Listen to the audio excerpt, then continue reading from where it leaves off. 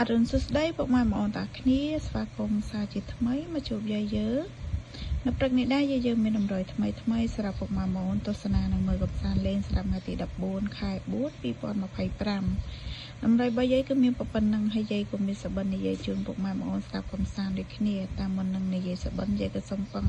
ពុកម៉ែបងប្អូនដែលចូលរួមទស្សនាទាំងអស់គ្នានេះកុំភ្លេចជួយចុចពាក្យ like ជាវ subscribe ឬបណ្ដឹងឲ្យ channel យាយម្នាក់មួយផងមកណា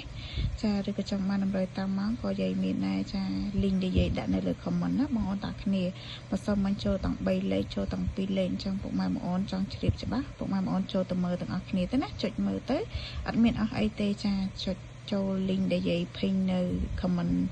នៅក្រោមតម្រុយហ្នឹងណាបងប្អូនឃើញ link ដែលយាយដាក់តាមម៉ោងអីមិនសមមិនចូលសាហាវមែនតែនសឹងតែគ្រប់វេនតែម្ដងណាហើយតម្រុយយាយនៅទីនោះអត់ដាក់គុណទេគឺត្រង់តែម្ដងចាហ្នឹងហើយតាអញ្ចឹងពុកម៉ែបងប្អូនចូលមកសាប់សបិនយាយយប់មិញនេះយាយសបិនឃើញយាយឡើងលើដើមទៀបណាដើមឈើដើមទៀបផ្លែទៀបបេះផ្លែទៀបចាឡើងលើដើមឈើដល់ចុងហ៎បេះផ្លែទៀបចាឃើញថាបេះយកប្រោយណាផ្លែទៀបច្រើនមែនតែនហ្នឹងហើយយាយចំណាំណាឲ្យតែបេះទៀបដឹងថាចេញខ្ទង់ប៉ុណ្ណឹងហើយធ្លាប់កាត់ឲ្យគេត្រូវអញ្ចឹងណាចឹងយាយក៏កាត់យក71 78 08 05 03 178 807 108អូ7និងអូ0ចឹងពុកម៉ែបងប្អូនចេះកាត់លេខអីក៏យកតាមហ្នឹងទៅណាចាឲ្យក៏ជូនពរហេងស្នាងល្អទាំងអស់គ្នាចឹងវីដេអូយាយក៏មានតែប៉ុណ្្នឹងទេ